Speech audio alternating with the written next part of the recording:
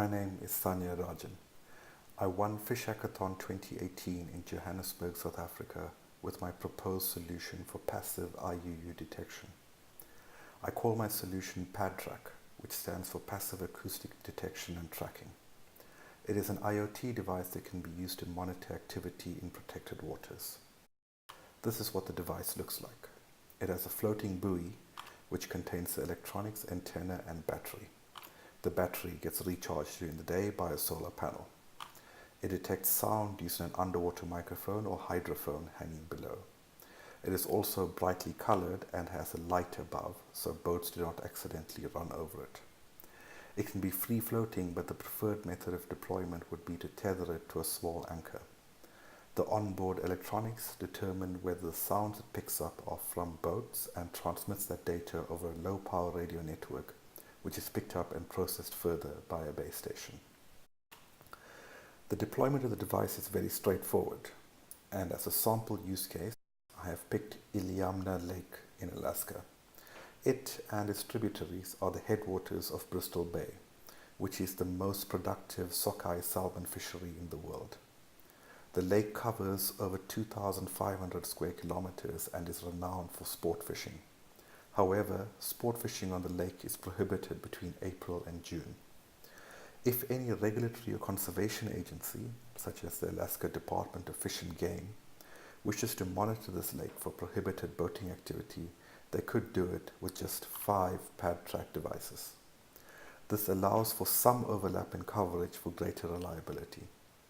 Each device has a range of up to 15 kilometers and can cover an area of just over 700 square kilometers.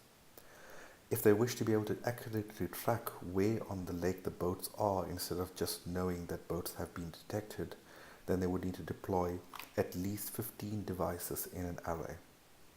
This would allow for the system to triangulate the position of any detected activity. Doing this would increase the deployment cost. However, I expect most use cases to only need the detection of activity and not accurate positioning, so a few devices should suffice. Why should PAD-Track be used, and what makes it a good solution? Each device will cost less than $25, which is cheaper than existing detection systems. It is very low maintenance. Once deployed, the devices can operate indefinitely. The only time it would need to be serviced is if it sustains physical damage. It covers a wide area and can be scaled up easily to provide greater accuracy. At the moment, the device is just a prototype, and to take it to a market, a few things need to happen. The prototype that was built in the hackathon works on sound levels and not on the type of sound detected. The software in the device will need to be refined to detect sounds specific to boating activity. Then the final version of the hardware will need to be built along with the analysis software that will process the data from all deployed devices. Trials will need to be run on a few selected areas, and the trials will need to be expanded to cover the most common use cases. And then it should be ready for commercial release. There will of course be further improvements made on the system in due course. Thank you for your attention, and thank you for considering PAD-Track as a solution for passive IUU detection.